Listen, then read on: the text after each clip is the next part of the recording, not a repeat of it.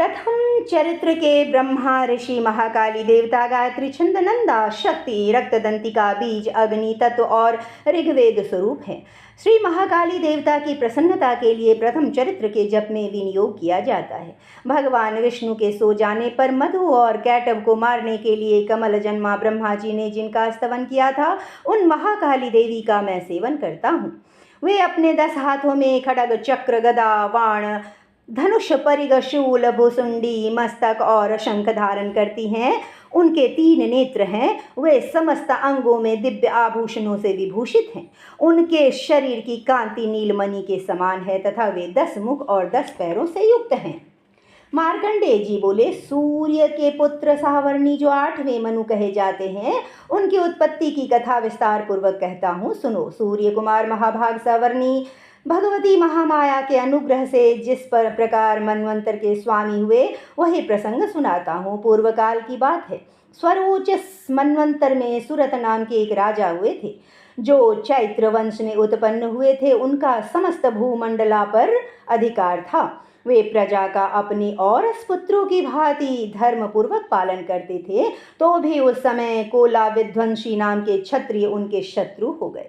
राजा सुरथ की दंड नीति बड़ी प्रबल थी। उनका शत्रुओं के साथ संग्राम हुआ। यद्यपि कोला विध्वंसी संख्या में कम थे, तो भी राजा सुरथ युद्ध में उनसे परास्त हो गए। तब वे युद्ध भूमि से अपने नगर को लौट आए और केवल अपने देश के राजा होकर रहने लगे।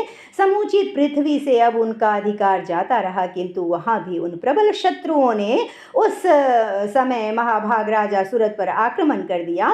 राजा का बल क्षीण हो चला था, इसलिए उनके दुष्ट बलवान और दुरात्मा मंत्रियों ने वहाँ उनकी राजधानी में भी राजकीय सेना और खजाने को हथिया लिया। सूरत का प्रभुत्व नष्ट हो चुका था, इसलिए वे शिकार खेलने के बहाने घोड़े पर सवार हो वहाँ से अकेले ही एक घने वन में चले गए। वहाँ उन्होंने विप्रवर मेधा मुनि का आश्रम देखा, जहाँ कितने ही हिंसक जीव अपनी स्वाभाविक हिंसा वृत्ति छोड़कर परम शांत भाव से रहते थे। मुनि के बहुत से शिष्य उस वन की शोभा बढ़ा रहे थे। वहाँ जाने पर मुनि ने उनका सत्कार किया और वे उन मुनि श्रेष्ठ के आश्रम में इधर उधर विचरते हुए कुछ काल तक रहे। फिर ममता से आकृष्ट चित्त होकर वहाँ इस प्रकार चिंता करने लगे, पूर्व काल में मेरे पूर्वजों ने कि जिसका पालन किया था, वही नगर आज मुझसे रहित है। पता नहीं मेरे दुराचारी भृत्यगण उसकी धर्मपूर्वक रक्षा करते हैं या नहीं। जो सदा मद की वर्षा करने वाला और शूरवीर था, वह मेरा प्रधान हाथी अब शत्रुओं के अधीन होकर न जाने किन भोगों को भोगता होगा। जो लोग मेरी कृपा धन और भोजन पाने से सदा मेरे पीछे पीछे चलते थे, वे निश्चय ही अब दूसरे राजाओं का अनुसरण करते होंगे। उन अपव्ययी लोगों के द्वारा सदा खर्च होते रहने के कारण अत्यंत कष्ट से जमा किया हुआ मेरा वह खजाना खाली हो जाएगा। ये तथा और भी कई बातें राजा सुरथ निरंतर सोचते रहते थे। एक दिन उन्होंने वहाँ विप्रवर मेधा के आश्रम के निकट एक वैश्य को देखा और उससे पूछा, भाई तुम कौन हो? यहाँ तुम्हारे आने का क्या कारण है? तुम क्यों शोकग्रस्त और अनमने से दिखाई देते हो? राजा सुरथ का यह प्रेम पूर्वक कहा हुआ वचन सुनकर वैश्य ने विनीत भाव से उन्हें प्रणाम करके कहा। वैश्य बोला, राजन, मैं धनियों के कुल में श्रेष्ठ एक वैश्य हूँ। मेरा नाम समाधि है। मेरे दुष्ट स्त्री पुत्रों ने धन के लोभ में मुझे घर से बाहर निकाल दिया है। मैं इस समय धन स्त्री पुत्रों से वंचित हूँ। मेरे विश्वसनीय बंधुओं ने मेरा ही धन लेकर मुझे दूर कर दिया है, इसलिए दुखी होकर मैं वन में चला आया हूँ। यहाँ रहकर मैं इस बात को नहीं जानता कि मेरे पुत्रों की, स्त्री की और स्वजनों की कुशल है या नहीं। इस समय घर में वे कुशलता से रहते हैं अथवा उन्हें कोई कष्ट है।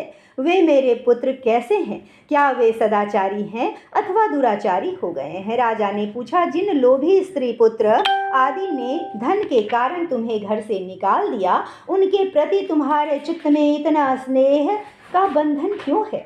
वैश्य बोला, आप मेरे विषय में जैसी बात कहते हैं वह सब ठीक है, किंतु क्या करूं? मेरा मन निष्ठुरता नहीं धारण करता।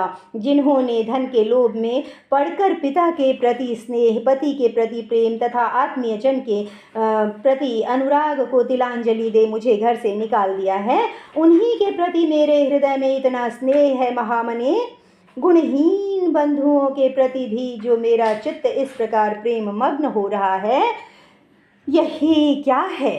इस बात को मैं नहीं जानता, इसलिए उनके लिए मैं लंबी सांसें ले रहा हूँ और मेरा हृदय अत्यंत दुखित हो रहा है। उन लोगों में मेरा प्रेम बसता है तो भी उनके प्रति जो मेरा मन निष्ठुर नहीं हो पाता, इसके लिए मैं क्या करूँ? मार्कंडेय जी कहते हैं, ब्रह्मन तदनंतर राजाओं में श्रेष्ठ राजा सुरथ और वह समाधि नामक वैश्य दोनों साथ साथ मेधा मुनि के आश्रम में उपस्थित हुए और उनके साथ यथा योग्य न्यायानुकूल विनयपूर्ण बर्ताव करके बैठे। तत्पश्चात वैश्य और राजा ने कुछ वार्तालाप आरंभ किया।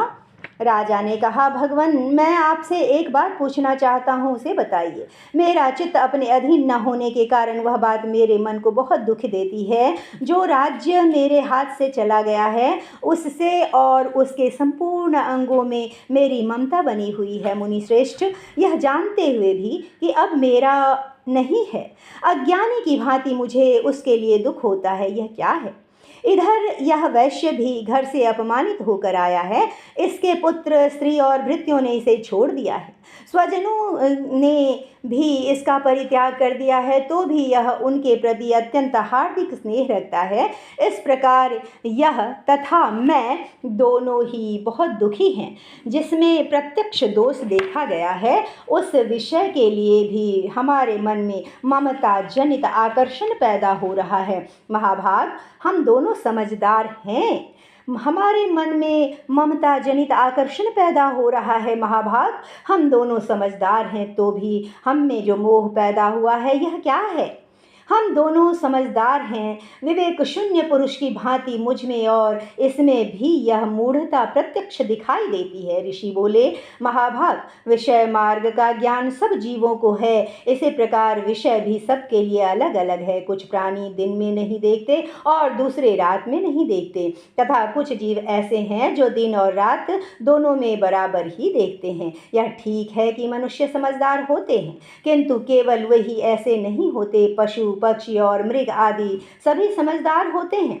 मनुष्यों की समझ भी कैसी ही होती है जैसी उन मृग और पक्षियों की होती है, तथा जैसी मनुष्यों की होती है वैसी ही उन मृग पक्षी आदि की होती है। यह तथा अन्य बातें भी प्रायः दोनों में समान ही है। समझ होने पर भी इन पक्षियों को तो देखो, ये स्वयं भूख से पीड़ित होते हुए भी मोह बस बच्चों की चोंच में कितने चाव से अन्न के दाने डाल रहे हैं। नरश्रेष्ठ, क्या तुम नहीं देखते कि ये मनुष्य समझदार होते हुए भी लोभवश अपने किए हुए उपकार का बदला पाने के लिए पुत्रों की अभिलाषा करते हैं? यद्यपि उन सब में समझ की कमी नहीं है, तथापि वे संसार की स्थिति, जन्म मरण की परंपरा बनाए रखने वाले भगवती महामाया के प्रभाव द्वारा ममता में भंवर से युक्त मोह के गहरे गर्त में गिराए गए हैं। इसीलिए इसमें आश्चर्य नहीं करना चाहिए। जगदीश्वर भगवान विष्णु की योग निद्रा रूपा जो भगवती महामाया है, उन्हीं से यह जगत मोहित हो रहा है। वे भगवती महामाया देवी ज्ञानियों के भी चित्त को बलपूर्वक खींचकर मोह में डाल देती हैं। वे ही इस संपूर्ण चराचर जगत की सृष्टि करती हैं, तथा वे ही प्रसन्न होने पर मनुष्यों को मुक्ति के लिए वरदान देती हैं। वे ही पराविद्या, संसार बंधन और मोक्ष की हेतुभूता सनातनी देवी तथा संपूर्ण ईश्वरों की भी अधीश्वरी हैं। राजा ने पूछा, भगवान, जिन्हें आप महामाया कहते हैं, वे देवी कौन?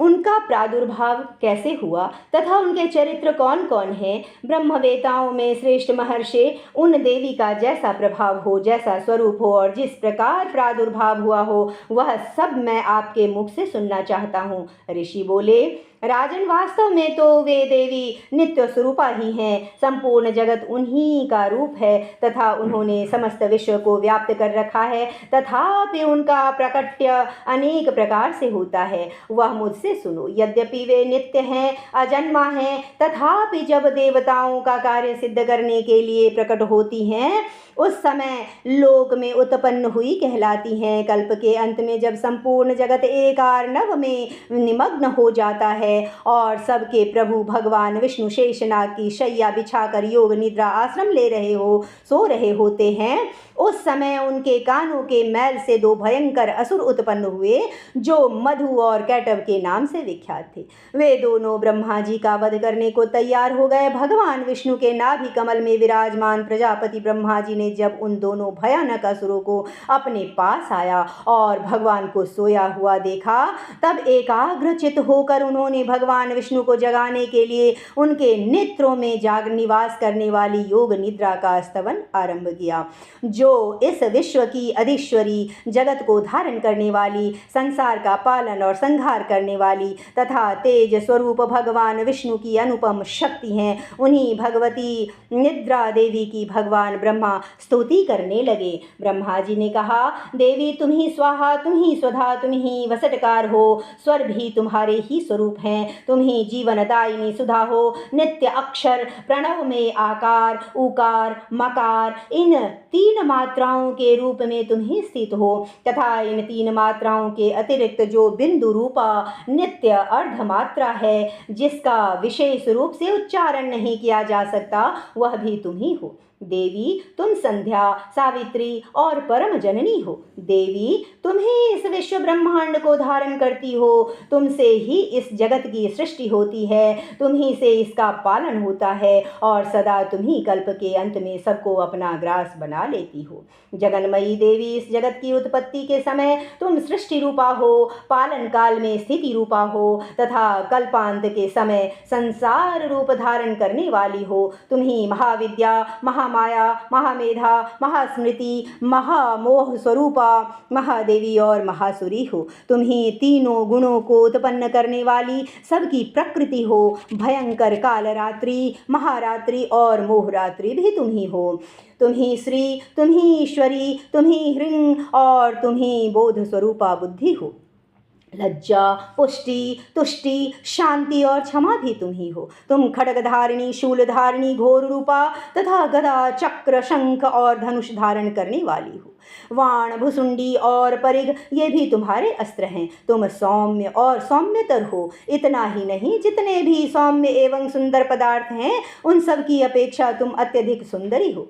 पर और अपर सबसे परे रहने वाली परमेश्वरी तुम ही हो। सर्वस्वरूपे देवी, कहीं भी सत असत रूप जो कुछ वस्तुएं हैं और उन सब की जो शक्ति है वह तुम ही हो। ऐसी अवस्था में तुम्हारी स्तुति क्या हो सकती है? जो इस जगत की सृष्टि, पालन और संहार करते हैं, उन भगवान को भी जब तुमने निद्रा के अधीन कर दिया है, तब तुम्हारी स्तुति करने में यहाँ कौन समर्थ हो सकता है? मुझको, भगवान शंकर को तथा भगवान विष्णु को भी तुमने ही शरीर धारण कराया है, अतः तुम्हारी स्तुति करने की शक्ति किसमें है? देवी, तुम तो अपने उन उदार प्रभावों से ही प्रशंसित हो। ये जो दोनों दुर्धर्ष असुर मधु और कैटव हैं, इनको मोह में डाल दो और जगदीश्वर भगवान विष्णु को शीघ्र ही जगा दो। साथ ही इनके भीतर इन दोनों महान असुरों को मार डालने की बुद्धि उत्पन्न कर दो। ऋषि कहते हैं, राजन, जब ब्रह्मा जी ने वहाँ मधु और कैटव को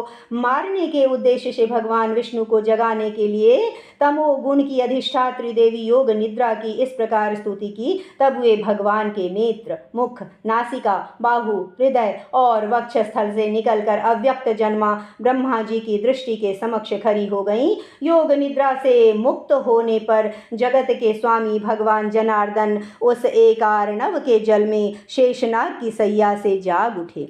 फिर उन्होंने उन दोनों असुरों को देखा। वे दुरात्मा मधु और कैटव अत्यंत बलवान और पराक्रमी थे और क्रोध से आंखें लाल किए ब्रह्मा जी को खा जाने के लिए उद्योग कर रहे थे। तब भगवान श्री हरि ने उठकर उन दोनों के साथ 5000 वर्षों तक केवल बाहु युद्ध किया। वे दोनों भी अत्यंत बल के कारण उन्मत्त हो रहे थे। इधर महामाया ने भी उन्हें मोह में डाल रखा था। इसलिए वे भगवान विष्णु से कहने लगे, हम तुम्हारी वीरता से संतुष्ट हैं, तुम हम लोगों से कोई वर मांगो। श्री भगवान बोले, यदि तुम दोनों मुझ पर प्रसन्न हो तो अब मेरे हाथ से मारे जाओ।